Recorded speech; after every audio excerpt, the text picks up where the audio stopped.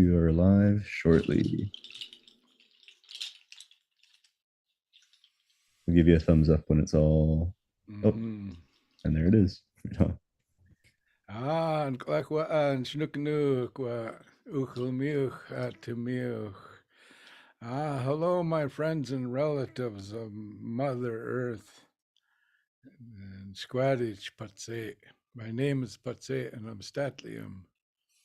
In Coast Salish territory, they call me Sahilthit. I'm here today for what we're calling Fireside Chats with Gerry. And I'm so happy to be here with you. If you come and join me today and we're going to have these chats where I'll talk about what's on my mind. And a lot of times what's on my mind is healing for the people, about the beautiful culture that we come from. And the culture means a way of life. So I'm going to start off with my healing song, in case some of you might need a healing, and myself as well. And I'll give the context of this song. It comes from the hummingbird. In 1990, we were doing direct action, supporting people in Ganasatagi and Ganawagi. In that summer that they called the Oka crisis. So we were supporting them. Anyway, I went into the mountain and I was meditating there and just resting my mind because it was stressful. And I was sitting in my vehicle. It was summertime. And a beautiful hummingbird flew into my vehicle, landed on my dashboard of my car. So I put my hand out, and it hopped onto my hand. And there's this hummingbird with his wings out, or her wings. I'm not sure what it was, but it's a hummingbird, a friend or a relative, with its wings out, looking at me. And I'm holding in my hand. I don't know how long I was like that. We're just looking at each other. Then I slowly moved my hand outside the window. And when my hand was outside the window, it elevated off my hand and just stayed there, hovering. The hummingbird is the only bird that can do that. Go up and down, sideways, backwards. That's how powerful they are. And there's that hummingbird there, hovering outside my vehicle, looking at me. And after a while, it flew off. I never forgot that image of that hummingbird looking at me. And I built a sweat lodge with young people from all across Canada. And when we covered it, and I remember the rocks were nice and red in the sweat house.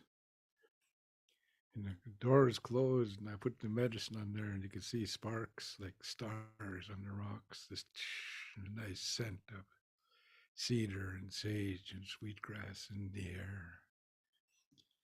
Then when I sprinkled the water on there, I could hear this song in my head, and here it is. Ay Layla, ay Layla, ay Layla, ay yo yo. Ay Layla, ay Layla, ay Layla, ay. Ay Layla, ay Layla, ay Layla, hello. Oh yo yo. Oh yo yo. Oh yo yo.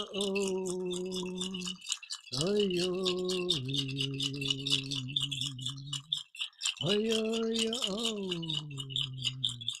Oh yo yo. Oh yo yo.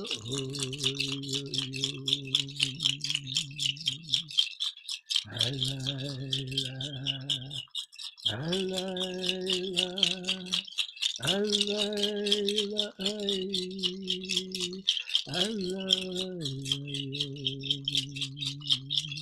Layla, ay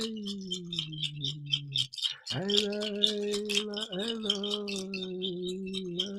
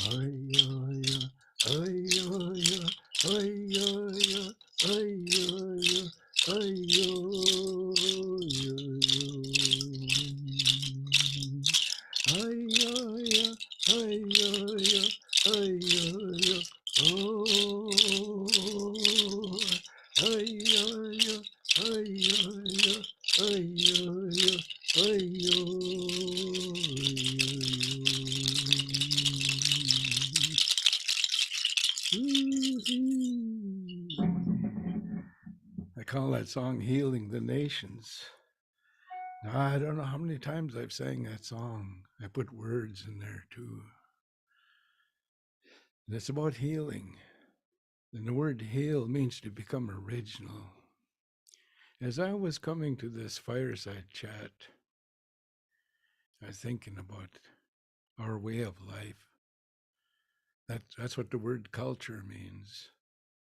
And I couldn't help but be thankful for my ancestors who left me a way to take care of myself. Teachings, laid teachings.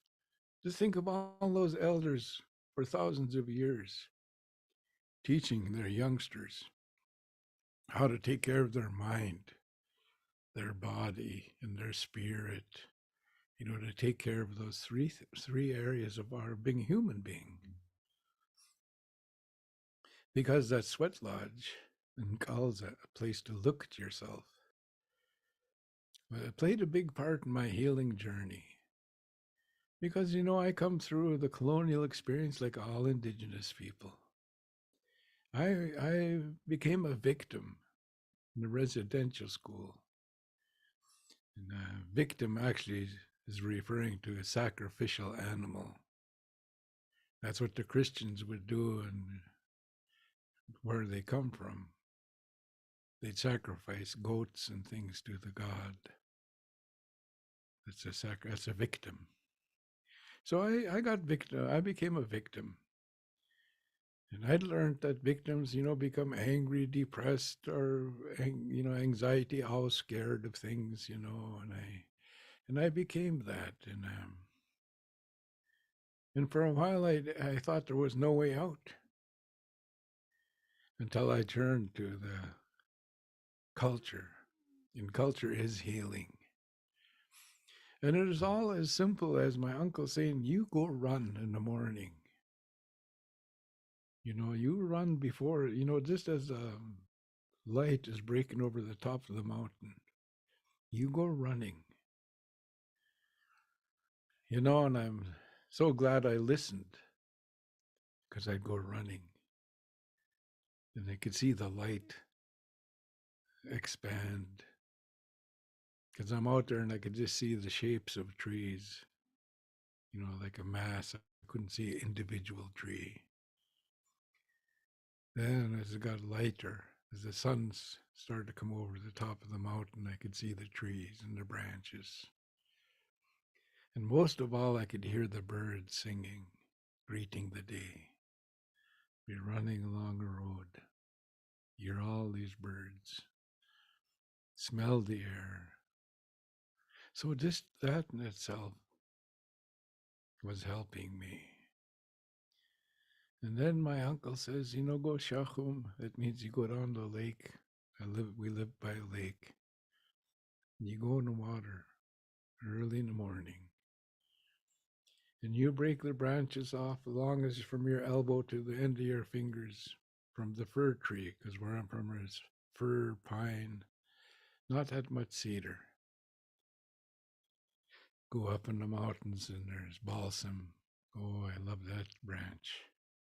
Anyway, I get to fir and I go in the water and he says, you scrub your whole body. You start from your head and then you start, dip the branch in the water and scrub your body. And I was doing that, and sometimes I could hear the branch go by my ear and I could smell that fir branch. And it scrubbed my body.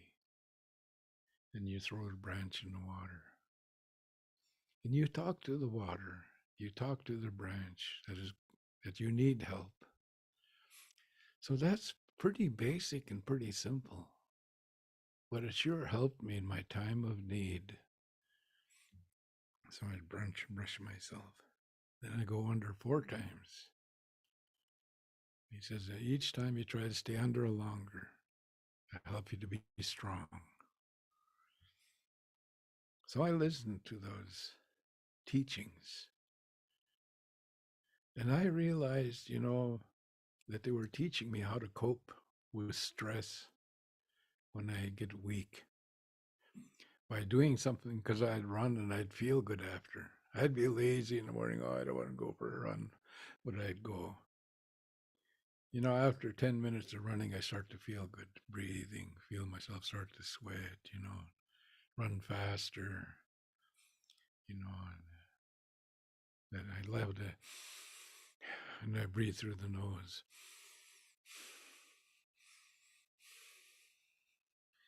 And I'd run. And it was so beautiful to see the earth come out of the darkness. And I started to notice the needles on the trees, the pine trees and the fir trees.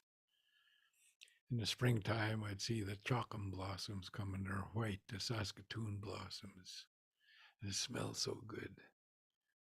Also, when the chocolate blossoms come, they'd say that's when the spring salmon are going to be in the Fraser River, that we should go fishing, So we come from a beautiful life, all of us Indigenous people.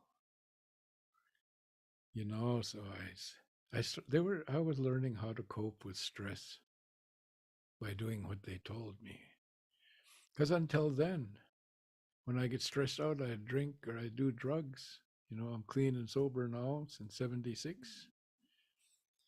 And so that movement, do something, would help me. Because even like when you go early in the morning and you go to the fir tree, you're breaking the branches, you talk to the tree, thank it for the medicine. That itself is teaching me gratitude. And I get 4 branches, and I bring them down and I scrub myself. And I'm talking to the water. Thank the water for strengthening me and for life. Because water is life. We need water to live. If we don't have water, we dehydrate, and our body can't last that long without water. So I was reflecting in the Fireside Chat to talk about those simple tools that help me. But they're so simple, but they're beautiful.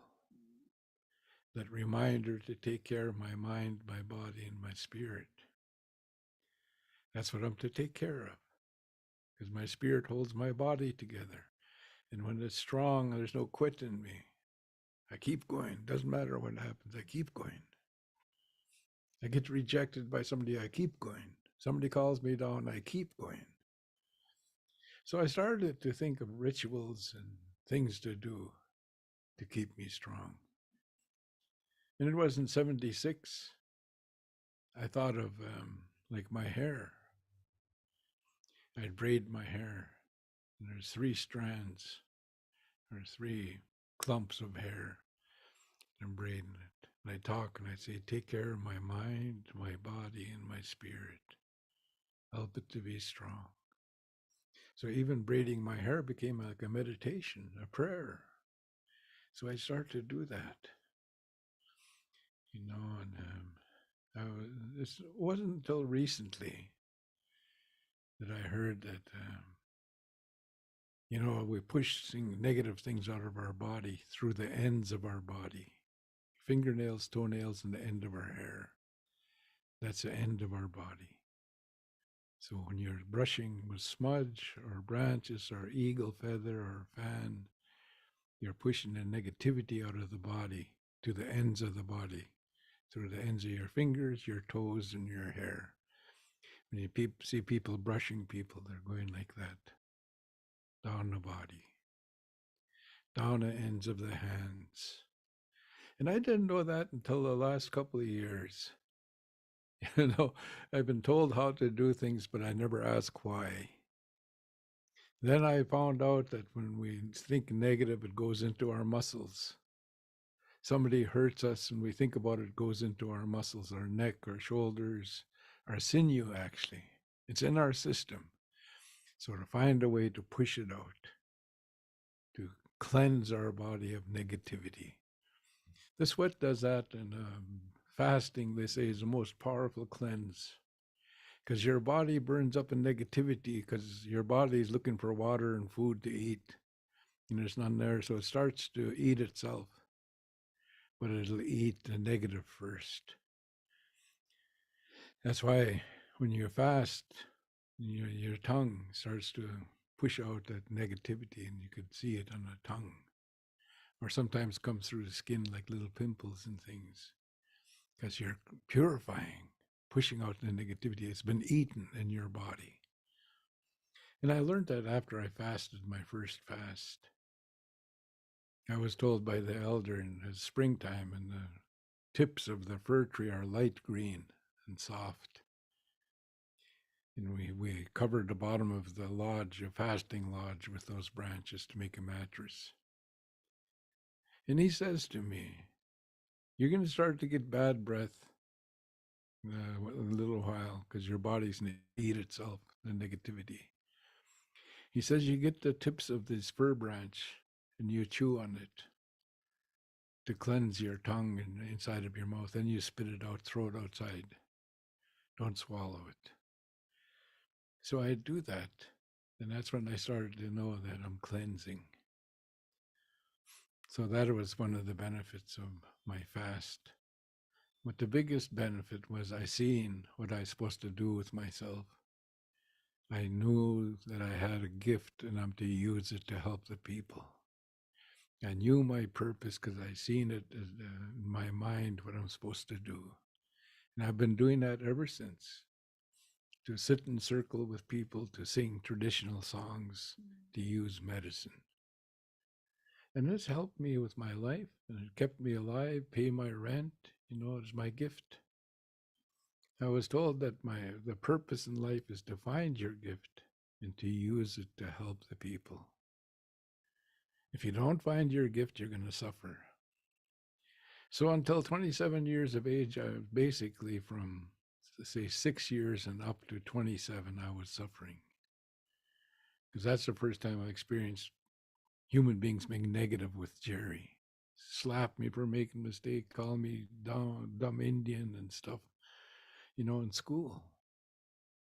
So it entered my body. So years of running and sweat lodge and bathing with the branches started to take out of my system. So it's not instantaneous. It's a health that has been healing for years and still healing. Still stuff in my mind sometimes comes and visit me, stops me for a while.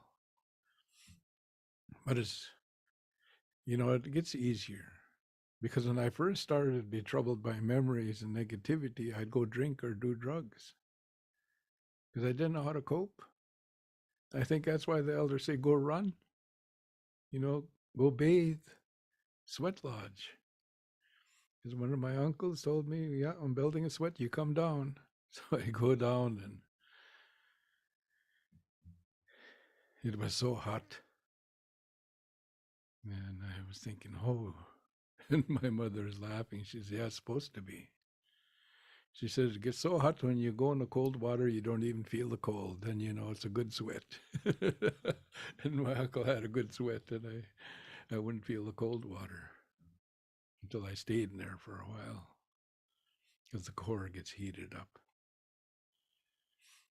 So our culture, our way of life, was teaching us how to have sound mental health.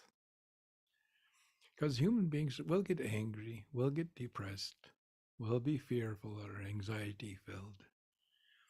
And our culture had ways to release that from the body. Like when you burn the medicine, you breathe it in, goes throughout your whole system because the bloodstream carries it. When you breathe in, that smoke goes to your lungs, and from your lungs to the bloodstream. It goes all over your body, and with the bloodstream carrying it in the blood, that medicine. I remember I started using medicine. Oh, I love sage, different kinds of sage, cedar, juniper, sweetgrass, fungus. But I remember when I'd burn that sweetgrass. Oh, I'd smell it and it calmed me down. Such a beautiful medicine. And we get it from the prairies. Brothers and sisters bring out braids of it over and give it away. Oh, it was a wonderful gift. It's the same with cedar for me. When I burn the cedar, I can feel myself calm down. All the smudges, actually. But it seems like the cedar and sweetgrass helps me when I'm troubled. And I breathe it in, rub it in my skin and my hair. Such a beautiful medicine. So that's what our ancestors, that's how they were living. And they left it for us. And I wanted to chat about this at the fireside today. You know, that we have ways to help us when we get troubled, when we get disturbed or afraid or depressed or angry. That those medicines, the running, the sweat lodge, the bathing, singing hand drum songs or big drum songs together helps push that out of your system. And that the magic of laughter. They say when you have pure joy and laughter, all the stress leaves your body. And I felt that, you know, the first time I heard these people singing, going, oh, they're standing around a fire. These men with long hair, and some of them with braids, and women with long hair, and they're singing hand drum songs around a fire. And I'd never done that. And I was, what was I then? 24 years of age or something like that. And I was standing there watching, and I first heard it, just like my hair stood up. Hear that hand drum, doom, doom, doom, doom, doom. And they're singing, all of them together. Oh, it was beautiful. I was standing at the edge watching. One of the men seen me and he calls me over, sing with us. I said, I never sang in my life. He said, doesn't matter, just stand here, you'll learn. Then you fake it till you make it. So there I am. And eventually I started to catch on. And it was so uplifting to have voices together. Singing this music, it's all about beauty. It wasn't about negativity or hurting or anything. It was about lifting our spirits. So those activities in this chat are what we do, and we do it consistently. We have less chance to be hurt by mental health issues. Because I hear the experts saying mental health is a huge problem on the planet, not just in Canada or not just with Indigenous people. But all people are now starting to suffer from mental health issues, anxiety, depression, anger, you know, those feelings about life, about the climate change, about war, about broken relationships, about lost jobs, about the cost of living, all of those things will affect us. So how do we stay strong in that? So we have a purpose so we can role model for our children. It's by doing it. Like I sweat lodge every week. pretty soon I'll be going 4 days in a row. I usually do that, on solstices when the planet changes. I'll do 4 days in a row, to give Thanksgiving, to send energy to people, human beings, so we have the tools. And I wanted to fireside chat with you to let you know of the few of them that you can use. And they're there for you. One of the elders told me, if you're feeling down, even if you're walking outside, go look for a tree and lean against it and let the branches brush off that negativity, rub against the branches. Just like a bear, he says. So I've done that.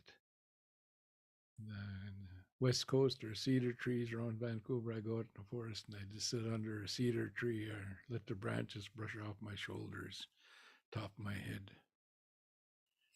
So you can go out in nature. Nature will help you to heal. So that's my chat on the fireside today. And one of the reasons I wanted to do this is because I travel, I'm a roadman. I travel here and there. Been doing that for many years now. People would call me and I'd go if I can.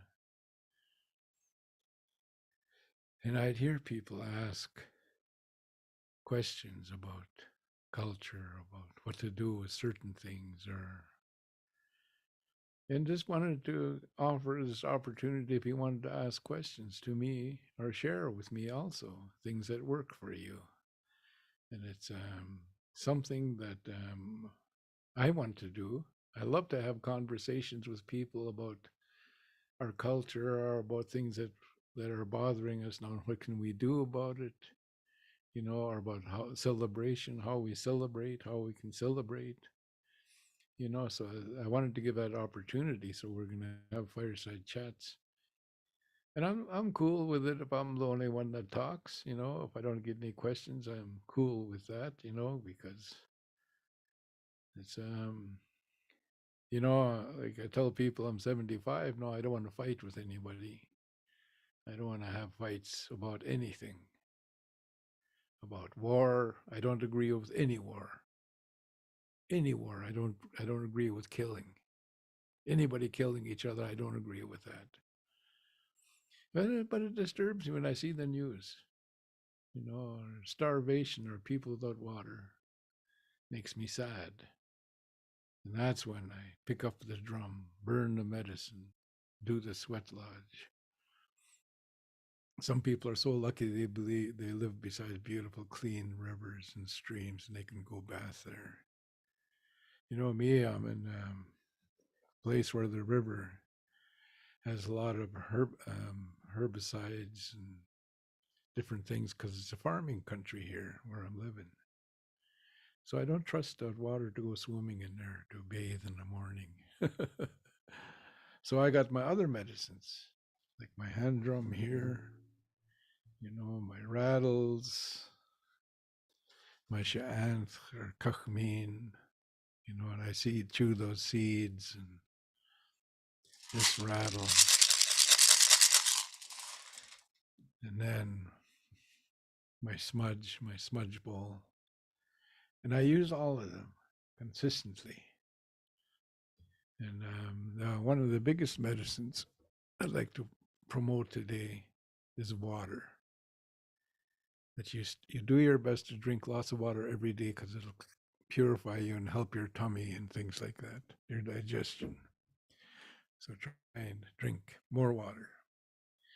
I don't even know you, and I don't even know if you drink water or not, but here I am telling you, because it's a health it. I stopped, I didn't drink enough water. I don't know how many years ago it was, and I got gout in my foot. Oh, is that painful? Oh, I couldn't walk, I was sitting there with my feet up, and it was miserable. I went to the doctor, and he says, people get gout if they drink too much red wine and eat red meat. I said, I don't drink, and I rarely have steak, so it can't be that. What else can give it? He says, dehydration. And I had 2 sweats in a row, and I didn't rehydrate, and I got the gout. So if you're over 50 or 60, you start drinking more water, and you don't want to get gout. Okay, Jacqueline, is there any questions or comments or anything? Hey, Jerry. Yeah, we've got a couple coming in here. Do you want me to just drop them one by one, or do you want to hear them Yes. all? Yeah, just Sound, drop 'em one by one. sounds good. All right. So we've got one question here from well, these ones are anonymous, but someone would like to know, how has your view of wellness changed over the years? Well, it's big time because wellness, and I didn't understand that word until I'm not sure how many years ago. So I looked it up. And wellness means an active pursuit of taking care of your mind, your body, and your spirit. That means if I'm troubled with my mind, I'm to go look for help or I'm to do something. If, like, sometimes I worry so much I have a hard time to sleep.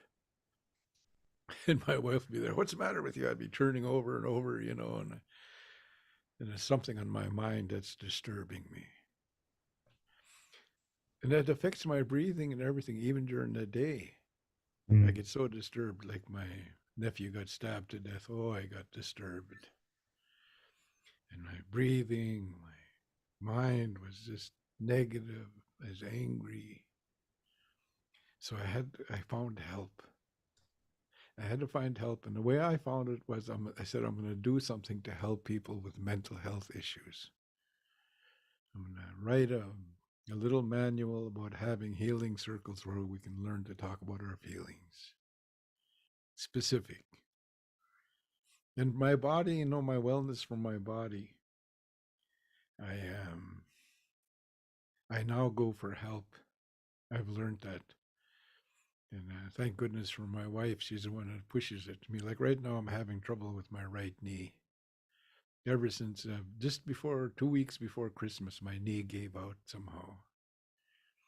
And it was hurting, it was painful. And she says, you go see the physiotherapist. And I was thinking, no, no, I'm just getting old. It's probably arthritis. I sort of gave up.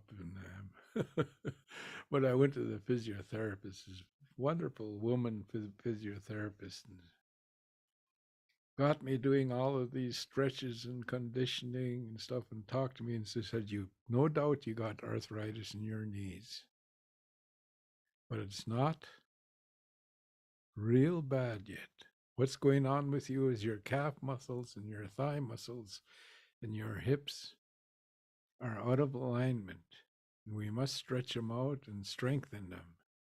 So I've been listening to the physiotherapist, and then people give me medicine like bear grease with, different things in there like devil's club and things. So I rub it in my legs. So I learned to go for help from my body, go to the doctor, do something. And the other one, like with my spirit, because that's the three areas. Remember, for wellness, you look after your mind, your body, and your spirit. For my spirit, when I get down and out and feel like giving up, that's when I go to the lodge, or if I can sing with people, I sing with them, or if I can dance. I belong to a dance society, a winter dance society, and I go dance sometimes, and it's just like it releases everything when I'm dancing. It's like it's gone. So let's say I learned about it probably the year 2000. So that's quite a while ago. I'm 75 now, so don't you worry out there. Don't panic. You still got time. you know, awesome. I think that's a really helpful question and a good way for people to kind of remember that their journey with wellness and healing isn't it's not about or it's a process. I mean, it's Yes, and there is help out there for mm, mind, body, and spirit. Yeah. exactly. And then we got a oh boy, let's see, where should we start here? um And we've got a question from Sage. How do you stay connected to culture when you don't live at home or in your territory? Oh, I'm so lucky, because number one is I learned this in Jordan. We traveled to Jordan and slept in a Bedouin tent. And we went to Spain where the Muslims were. And they were saying that they want to make their dwellings like paradise. So that means you hang up pictures and have beautiful things around, carpet on the floor, and to create a beautiful space. So I've done that. I got prints and art throughout the house. Even this blanket behind me is part of that. So I stay connected by surrounding myself with cultural objects. Throughout my house, I got drums, rattles, two smudge bowls, one downstairs, one here, um, the music. And sometimes I'll go on to YouTube and I'll look up traditional teachers and listen to them, stay connected that way. But the luckiest thing I have is I have a sweat lodge in my backyard, and we're living in the middle of Brandon, Manitoba. And that where there's a will, there's a way is true. Because when I got here and I looked at the backyard, I said, I can build a sweat underneath that spruce tree, but I need a fire. So I went to the local fire department in Brandon and said, I'd like to have an outdoor fire. I'm going to buy a fire pit from Costco. And the guy says, okay, we'll send someone up to check it out. And so they came and measured how far it is from wooden fences and things, and there's slate on the rock slate on the bottom. Oh no, you're good to go. He said you can have a fire. So I buy a cord, wood by the cord, like hardwood, because it doesn't smoke as much. Then I built a sweat after I got the fire permit. So I got this little lodge, and that's how I stay connected. Like when I get troubling news from home, like someone's sick or passes or something, I go light the fire and I have a ceremony. And that's how I stay connected, even though I haven't really connected with a lot of indigenous people in Manitoba. You know, because I travel back and forth to BC a lot, and I didn't want to divide my energies by getting too involved here. So I'm surrounding myself with art, West Coast art, drums, rattles, instruments, food. I'm so lucky I got 2 quarts of Oleman grease in my fridge. Somebody gave me 2 quarts. So I got dried salmon and I make dried salmon soup with Oleman grease. Oh, it's so good. And seaweed. So I gather things to keep me connected. Well, actually, I don't gather it just the way I live. That's what I do. And I got a big screen TV, and I watch sports and stuff, but always the culture thing is there. Like I got different kinds of blankets that I hang around me when I do podcasts or go on to webinars and things. But that's how I do it. And plus, I can phone. I'll phone my brother. I'll phone people, and talk to them. And I just so much love connecting with people, even if it's over the phone. I'm going to have a chat because we're going to talk Indigenous. I'm talking to an Indigenous person. So some of my people have left to the spirit world since COVID. So I've been missing that because there's some I'd chat consistently once a week, twice a month. We'd be talking. But that's how I do it. I'm so blessed. I'm lucky.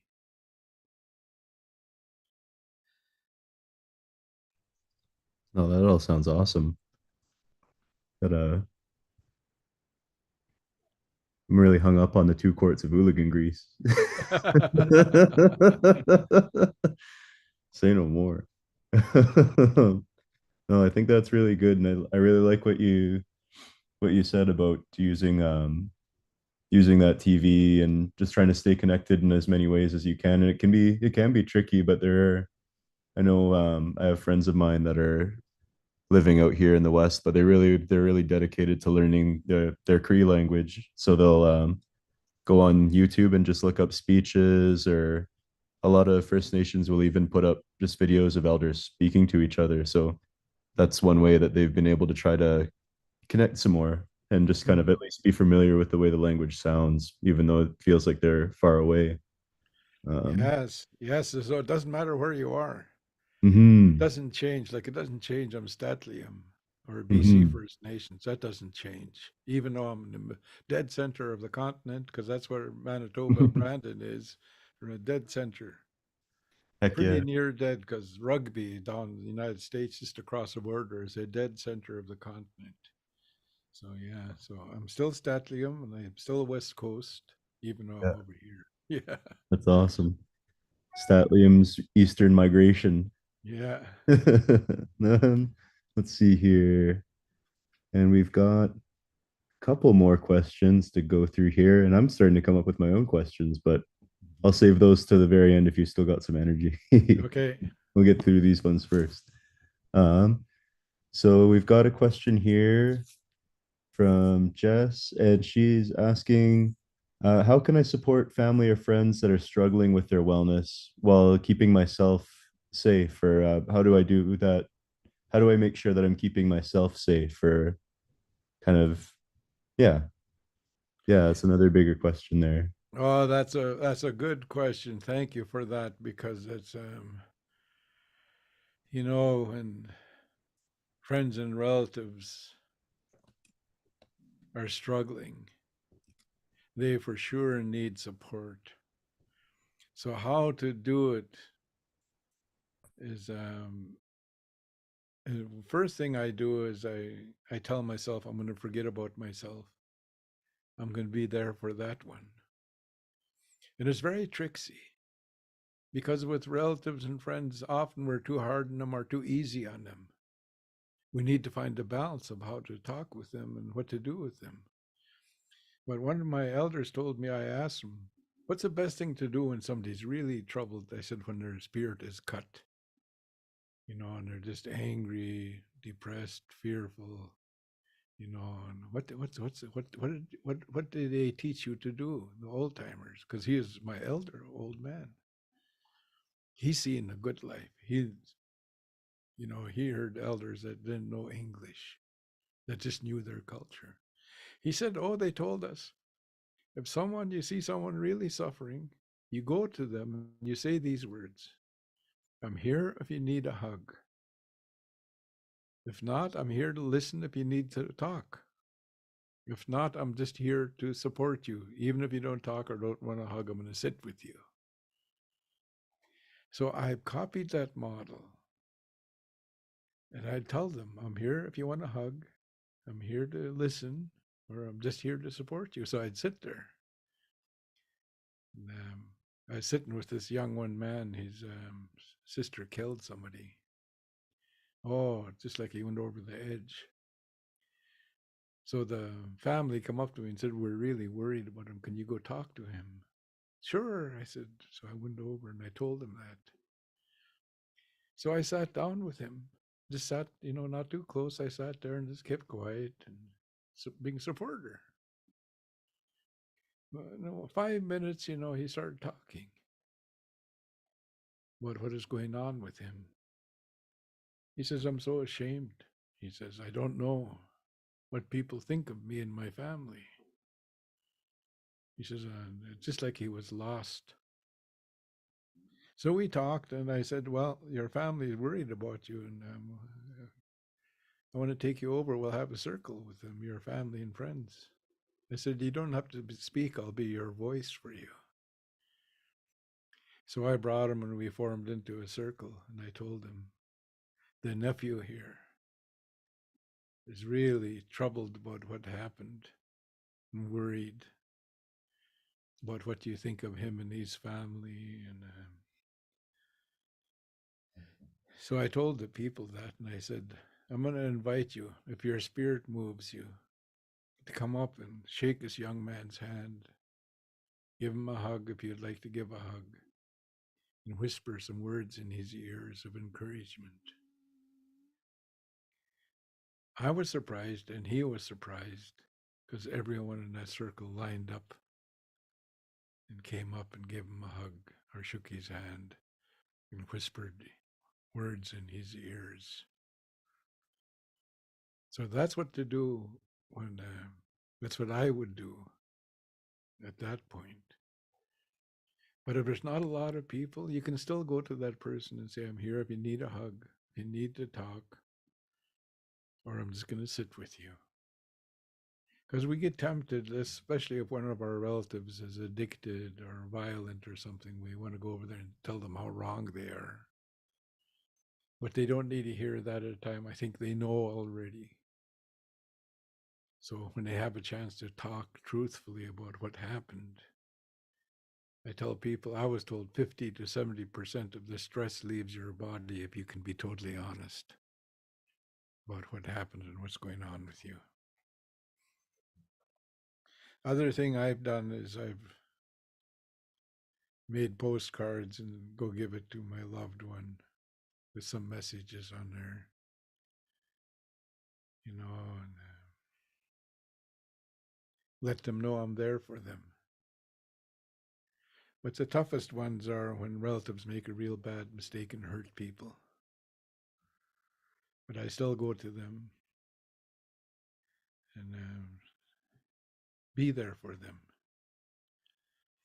And sometimes, a lot of the times, I know I'm not the one to help them at that time, but they need the support.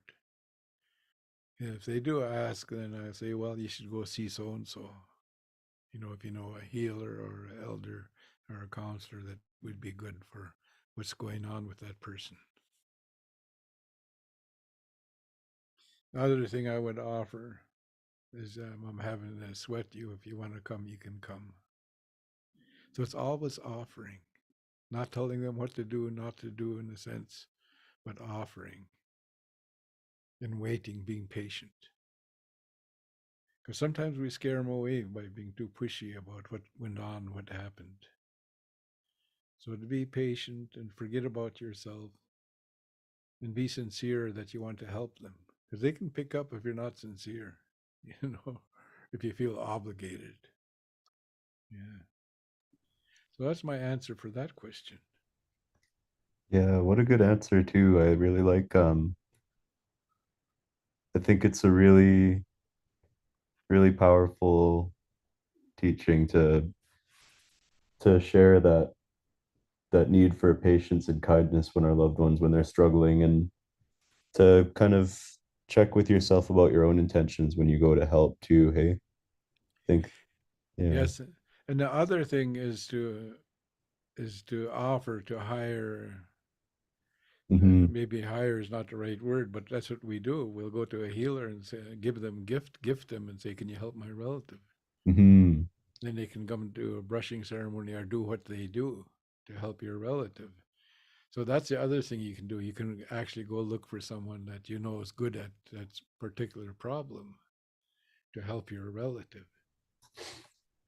So I've Exactly. done I've done that, and and I know if one of my good friends or relatives is really suffering, Mm, I'd go see the healer and say, "Can I want to hire you to help my brother or my friend?" totally. And that gets into kind of expanding their own circle too. So it's not just yourself that's kind of, you don't Mm-hmm. feel isolated as their support. And by doing that, you're kind of opening up them, I guess, to new opportunities to access that support and healing. Mm-hmm. Can Yes. only be good. And then I think this question is kind of related, but I think it's a really good one here from Jade, and she's asking, traditionally, how did the community support those with mental health challenges, and how can those steps be applied today? So if there's maybe if you know of some statlium ways that people are supportive of one another, or just ways that you're familiar with from other nations. I think this is a really cool question. I think it's something that, I yeah, think that's yeah, that's because the reality is we have people, and where in my community we had a man. His name we called him Pachosh, and he was mentally handicapped. So it's just like he's a little child all the time. My late grandmother raised him till he was a man. But we were taught not to make fun of Pachosh. I asked my uncle, late uncle, what does Pachosh mean? And it's a way of identifying somebody with mental health issues. He says, you know, in the baby crib, they got those rails. And he's saying, how do I tell you what Pachosh means? And he says, just think of that baby somehow gets their head through the rails. Then they can't pull their head out and they're crying. So that's when you're stuck. That's Pachosh was stuck at that certain age, you know, and he was handicapped. Eventually, my community built him a house. My grandmother passed, and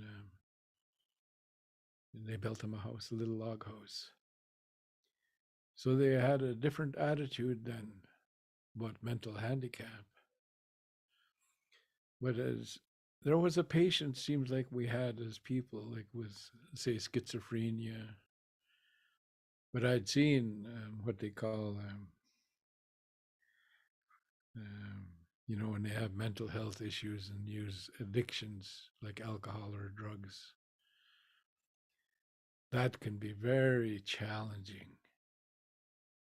And a way to do that is to make sure you have support, someone you can talk to about how you're feeling. Let's say your relative is schizophrenic and they're having a hard time to get the meds right and stuff, and they go off the deep end and end up in the next town or something, you know, in a hospital. Because I've seen that with members of my community. So, what to do is to support. Like my granny says, you go help those people. And when you need help, they come and help you. So, in the culture before contact, that's how it would be. It's we're helping each other all the time. And there are some ceremonies they would do, like if you're going to do puberty rites for your child when they become an adult, they get someone else to put them through the ceremony. Because as a parent, we'll feel sorry for our child. Oh, they're thirsty. Give them a water. They're hungry.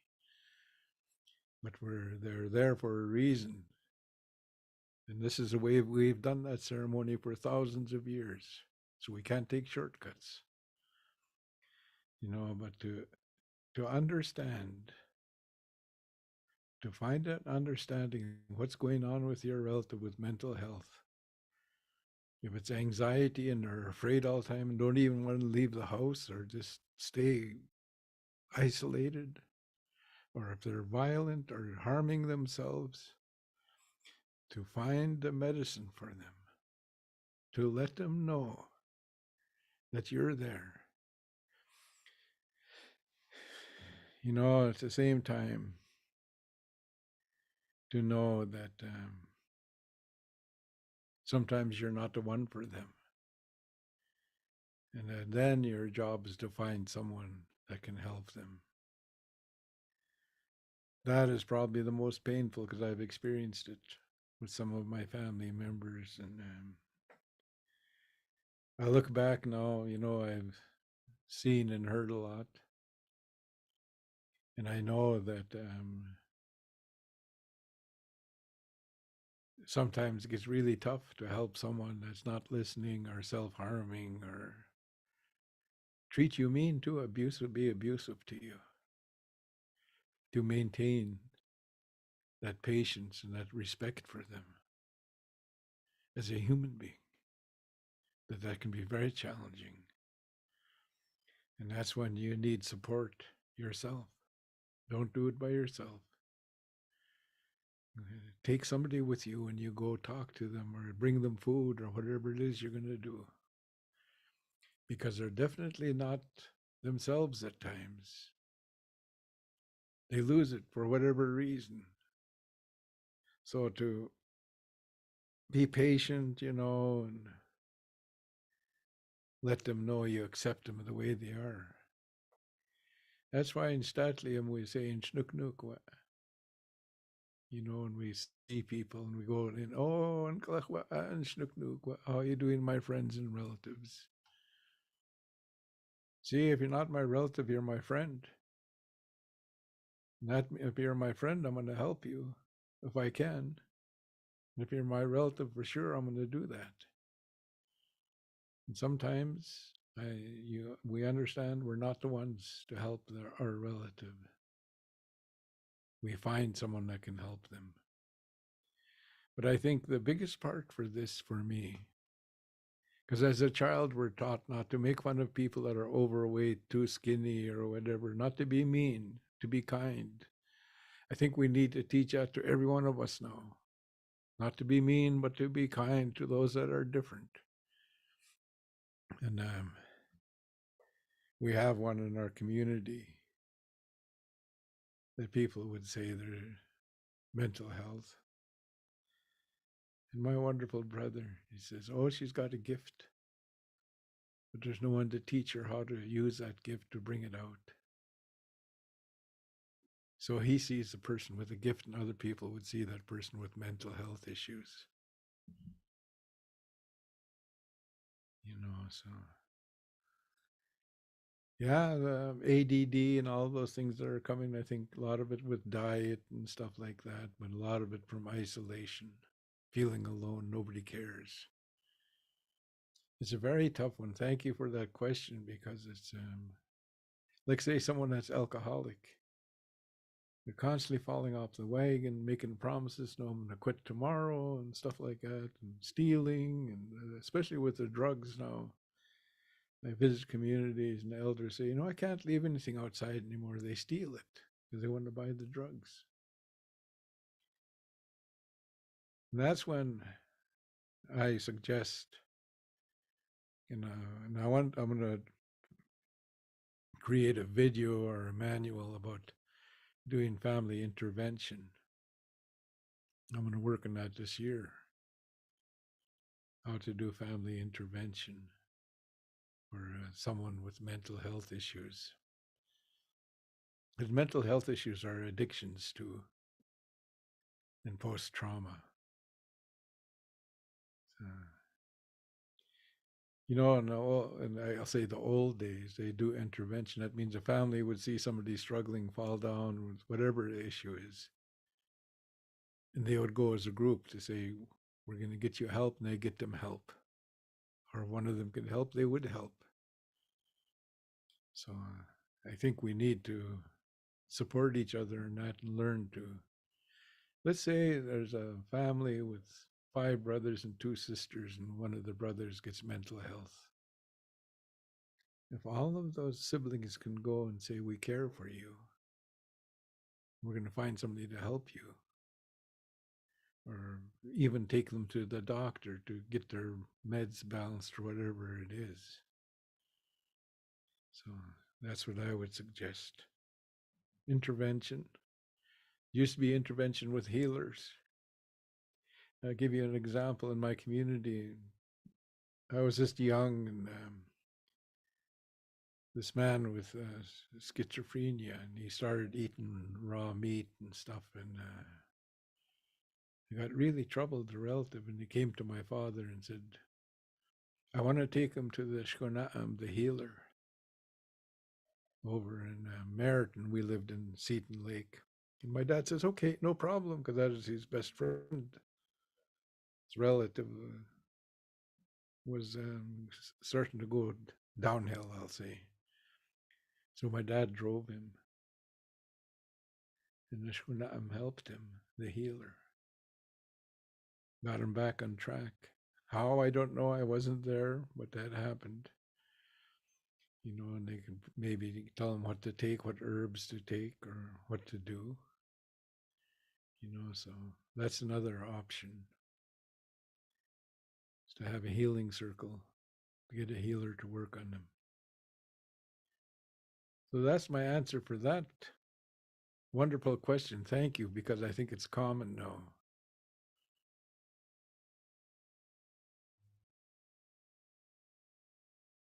Right on. Thank you for all that, Jerry. I think that's, like with the other question there, it's really important, I think, to keep on emphasizing the importance of, being together as a community and as a family and friends, and really making sure that our relatives that are struggling and are receiving the support, and to make sure that you are as well as are supported in that in that process of helping them out when they might need it. Uh, Yes, it's that teaching of let's not leave anyone alone or behind. exactly. And Let's reach out. Let's reach out. Let's do something. Yeah. totally. And I guess I just wanted to check in to see how you were feeling. I know it's a Oh, pretty big time difference there. yeah, So I'm okay for a couple more. If there's some more. yeah, sounds great. Let's see here. Burp, burp, burp. I'm just rifling through the mailbag, going through the moccasin telegraph. Um, and we've got a question from Tristan here, and it says, if it feels difficult to access, how can I get more in touch with ceremony? Oh, that's, I think that is a real common, I don't know how common, but, nowadays, I think the best thing to do is just to ask on Facebook or something. Does anybody know where there's a ceremony? And say what kind of ceremony? Smudging, sweat lodge, blanketing, or whatever the ceremony is. UWP, because there's sometimes people travel through doing UWP ceremonies, and that Facebook has become the new moccasin telegraph. So I would say don't be afraid to put it out there. You're looking for a ceremony, because I think it's come to a time now where people are hungry for ceremony and ritual, for culture, and to understand it, like the use of the different medicines we use, like the fungus for our brain. When we breathe it in and goes through our bloodstream to our brain, it'll help our brain. Because our brain is like a muscle too. Every organ in our body, there's medicine for it coming out of the earth to find those medicines. So also you can find healers like herbalists and things, and go see them and gift them and get them to help you, because that's a ceremony too. To go to someone that has a knowledge about how to help with different things and with the body. Always remember, when you take out, you put back in. So if someone helps you, they're putting in, you're taking out, you must put back into those ones, because they're human beings too, and they work for that gift. Some of the healers, they go through a lot of fasting, 4 day serious fast, no food or water, and they do all kinds of things to develop their gift. So we must remember that and gift them. It's not like a payment, it's a gift thanking them for their service. And sometimes it's money, sometimes it's blankets, sometimes it's food. Like I went to see an elder for teachings, and that's like a healing too. So I brought his wife a case of canned salmon. Oh, they like that. Canned sockeye salmon, And so always, like put it out there that you're looking for help for ceremony or for teachings, cultural knowledge. Then when you find it, don't forget to gift them. Whatever is in your realm of possibility, don't make yourself broke or anything, but do what your spirit tells you and gift them. And say the words too. Thank you. Thank you so much. I feel so much better. Always acknowledge. Acknowledge means to confess. You, when you acknowledge that they really helped you, you're confessing that I needed help and you helped me. Thank you. To put that out there. Because, I realize that a lot of people have never been through this. That's why it's good to have fireside chats so we can talk about this. about gifting knowledge keepers and healers. And are people teaching you how to tan hides or make cedar bark hats or whatever? You always gift those ones that are teaching you because they're carrying a knowledge that's been passed down from generation to generation. Yeah, that is a good question because I think there's one of the things too is I read a report that 4% of Indigenous people follow Indigenous teachings and ceremony in Canada. A large number of our people, not large, but the next highest is they follow Christian way, Protestant or Catholic. Then the next group, less of them, they follow Buddhism. Then the next group will follow Muslim teachings, the Quran. Then we have indigenous people following the Jewish religion. But in that report, they said the majority of indigenous people don't follow anyway. They don't have a way to maintain their spirit.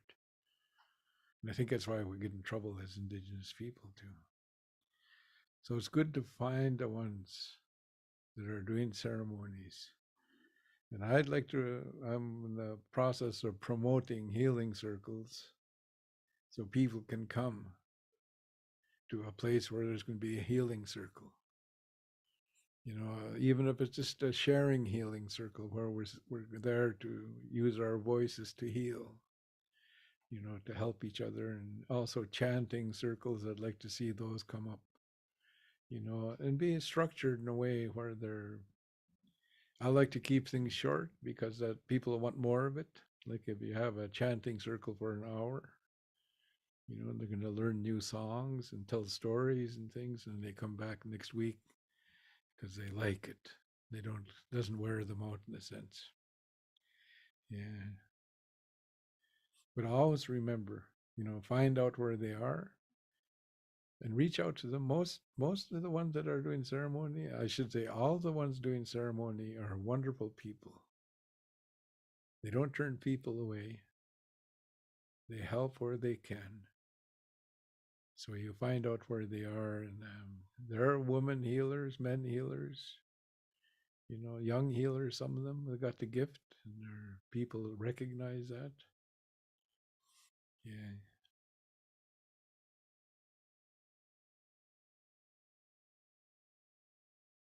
I was invited once as an example that you can do this too. I was invited to go do like a ceremony with his grandfather's grandchildren, sit them in circle. Oh, that grandfather was so happy, and he says, "I'm so glad you come," he says. And, so we can reach out to people do ceremony too, to come to your place, do ceremony, clean out your house, or just do a ceremony with you, cleanse you, cleanse your house, your people in your house. You can find those ones too. That's really, really awesome advice. I think kind of what you mentioned in the beginning there, being able to ask exactly what you want to try to participate in, whether that be a sweat or going to yeah, whatever the ceremony might be, kind of being specific and your asking is going to really help you go forward and yeah, use the tools that are at your disposal, like the modern moccasin telegraph Facebook or Yeah, uh, yeah, or go to the friendship center and ask if there's anyone that does it. And exactly. And a whole case of salmon. yeah, or you Making don't, me hungry. or some dried deer meat, or even if you make something. Oh I my asked, gosh. I asked an elder once. I said, "What did we do before, like because people are giving packaged tobacco and stuff?" I said, "What did we do before tobacco, like that?" He says, "Oh." He says people back east always use tobacco, but us and over the mount on that side of the mountains in the Rockies, in BC, what they call BC, they would make something as an offering, like a little carving or something, and they give it to the elder that they asked for a ceremony. So they would make something for them, be personal. Yeah. Yeah, that's awesome. And I think like you were talking about earlier, the just coming approaching people with gratitude and respect and generosity is kind of, you can, like you said, you can be very specific in the way that you approach people with protocol for making requests like that. But I think at the end of the day, if you're approaching them with those intentions, people will be happy to, if they need to, as part of the protocol, they'll correct you, but they'll do it in a kind way. And most of the time, I think that, yeah, as long as you're doing your best and you're paying attention to what people are sharing with you, then I don't think anybody should be too worried about making mistakes, especially if being unsure about protocol is what's making them hesitant to reach out. Because I think everybody knows that we all have a lot of learning yet to do, and kind of, and especially those of us coming back to these teachings and these ways. Um, Oh, yeah. for sure. I would stress out. I say, what am I supposed to do? And then you find out and you learn, and sometimes it's best to ask too, like, well, what's the expectation here for somebody that attended the ceremony with this person doing the ceremony? Then they'll let you know what's to be expected. Totally. I think Yeah, that's the safest bet. And then yeah, that reminds me of a story of I was traveling and I needed to approach an elder for a bit of a blessing because I was having a real hard time on that trip. And so I asked someone from the community for a contact, and they let me know to bring them some tobacco. And I asked if I should have anything else, and they said they weren't sure. So I went back to our camp and I was going through all the stuff that we happened to have. So I wound up making this big bundle out of the yeah, blanket. And then I put in a whole pack of cigarettes. And then I was like, and I knew in the area some elders need like a cash yeah, donation as part of that. So I put in a 20, and then I yeah, was going through our stuff some more, and I threw in some other stuff. And then yeah. here I walked out of my camp with this big, great big, I looked like Santa Claus, and I found this really small elder. I just plopped it. Yeah, But I think it impressed her, so that was good. yeah, Then yeah. maybe let's see here. I think we've got one more question. Does that sound all right Okay. for you, Jerry? All right. Bum. And it's another question from Jade, and she is asking, at which stage of life is health and wellness most important? Should we be focusing on teaching wellness at the beginning half of life? Any thoughts? Yeah, Well, my late grandmother said, as soon as the baby's in the womb, as soon as you know there's a baby inside that mother, you start teaching positivity messages. You give positive messages to that baby as it's developing. They wouldn't allow people with negativity around the pregnant mother. The aunties used to chase them. You don't fight here. There's a baby growing here, So they're very strict then, and they monitor what the mother's eating and exercising, and really careful. So it starts there. And soon as they come out into the world, again, they would give them teachings. Like I remember told me that one of my elders said when a mother would have a baby and there was a gathering, then the elders would be sitting in a circle. And it's a time for you to bring your baby. Then you tell them it's a newborn baby and you tell the name if it's got one. And all those elders knew they had to give that baby a teaching. So my auntie says they'd put the baby in the elder's arms and they would talk to the top of the head. And I said to my auntie, how come they talk to the top of the head? And she said, because the head still not hasn't come together totally yet, the bone structure. And their brain's right there. And I said, oh, I thought it was a little silly then, but it makes sense to me today. And then everyone, that baby go right around a circle and they're giving messages. So that's when, because I was told then that babies up until children up until 6 years old absorb everything like a sponge. So if you teach them about wellness, about exercising the body, being careful with what you put in your body, keeping your body clean, your hair, and taking care of yourself, and your mind to think positive, and to be helpful and to be supportive and respectful, and most of all, be kind. If you teach that, then they're going to have lots of friends and lots of people helping them because they're respectful. So that's when I think it needs to happen. Not saying it can't happen. We can't teach it to people that are elders, already elderly, because we have many that went to residential school that didn't get those teachings. But it's never too late for anyone, is my point. You know, we can teach old dogs new tricks, and I think about myself, I never would go to a physiotherapist or massage therapist or go get brushed or whatever, and because I didn't think I had rights or right to ask for help or felt bad about it or, so yeah, so I think if we can start right with the mother when she's carrying the baby and they come out into the world, we constantly teach them as aunties and uncles and relatives. We lay teachings at their feet. And then they'll know about wellness. Just by role modeling and teachings, they'll know about it. And I think that's what made our communities where they were in harmony and they were together. My mother, late mother, said they used to all go pick blueberries in the mountains as a community.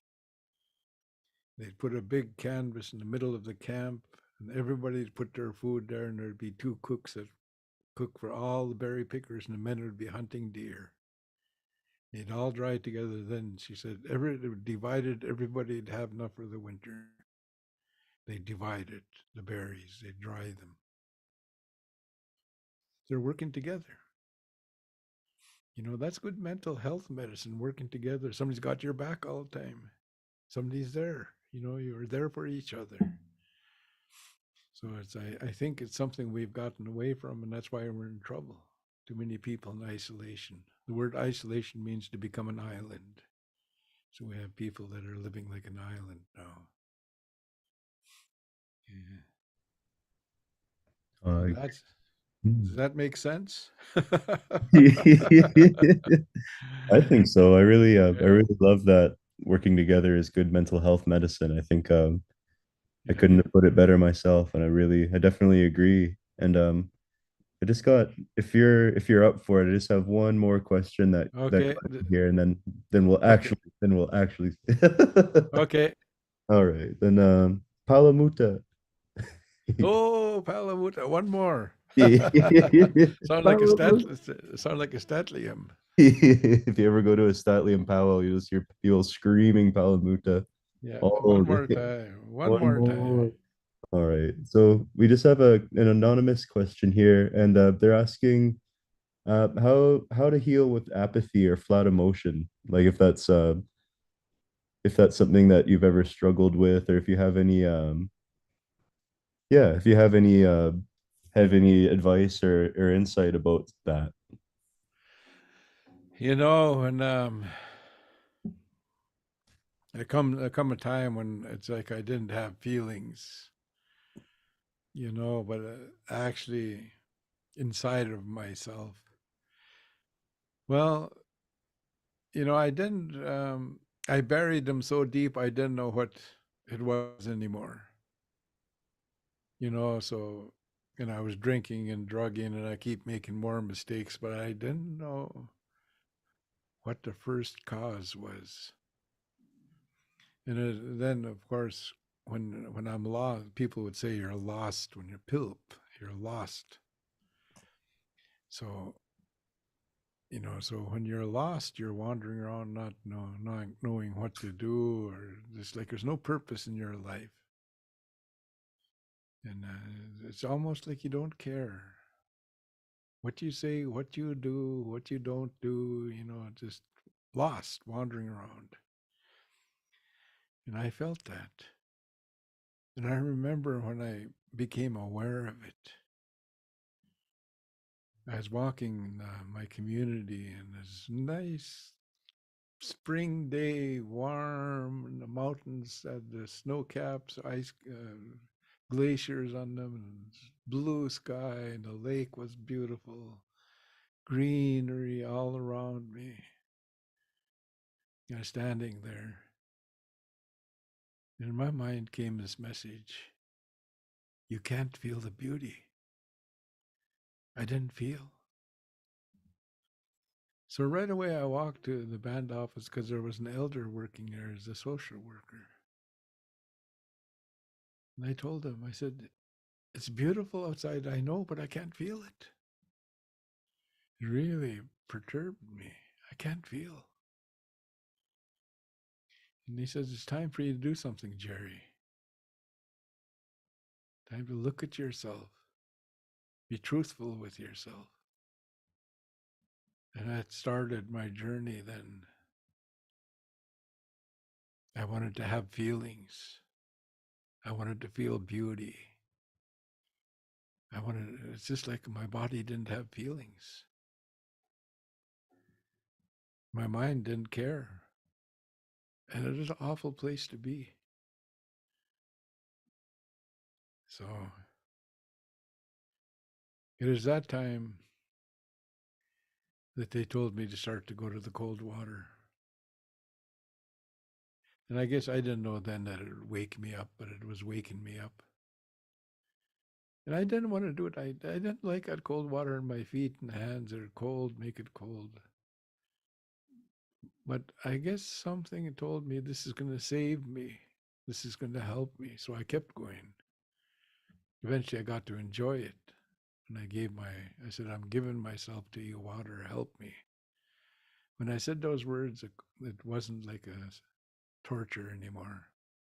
It actually felt good. Started to get my feelings back. Started to smell nature like the trees. Hear the insects buzzing in the air. I tell people I started to see the sun glinting. There's a glint of the sun off the pine needles, like a reflection of the sun. I could see it. That means I stopped thinking. That saying, lose your mind and come to your senses, happened to me. And that's a loss of awareness when that happens. You don't see, hear, taste, touch, smell. You do, but it's not natural. Go through the motions. So it's a bad place to be. So the best thing to do is start moving first off. Get out of the house. Go to the water. Go for a run or on a canoe or a bike or something. Start moving. And look at the trees. Look at the sky. Look at the water. Look at the people. Because we get trapped in our mind when we're like that. In our minds in only one place where we're blaming others or blaming ourselves. And it takes away our vision, our feel, the touch, the scent, the taste, the colors, all of that. So we must start moving. And we move and I always tell people, put it out there in the air. I need help. Start saying that in your mind. I need help. And then magically somebody will hear it and the healers and teachers will come. When you admit to the universe you need help, and keep at it. Don't give up just because you don't get help the next day. Took me a while. And I'd hear this man after a year of running and cold water bathing. Then I hear this man saying, garbage in, garbage out. You're thinking garbage, get rid of it. You got to say over and over and over again that you're a good man. I'm a good man. I'm a good man. I'm lovable and capable. Using those mantras or those affirmations. Because I thought I was a loser. I believed I was a loser. I wasn't capable of being a good son or a relative or a father. So it started by movement. And eventually, by medicines I'd burn, I'd rub on my skin, and I started to come out of it. That's such a good question because that's what happens when I gave up. I didn't think there was help. Then my uncles tell me, run, run, nephew. And you keep lengthening the distance. Then one day he says to me, you carry rocks in each hand now and you squeeze them when you're running. Do more hills, always pushing me. And then go shachum, go bath. And then all of a sudden I'm getting medicines, as one elder comes and said, you get those cottonwood buds, really sticky.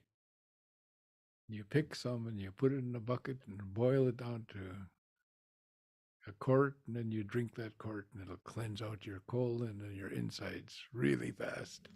And I done that, and I still smell the cottonwood when it comes out, and the buds. After you do that, then you see the ones and hear the ones that love you. Until then, you're walking around with a scarf around your eyes. And I had done that. I'm so glad.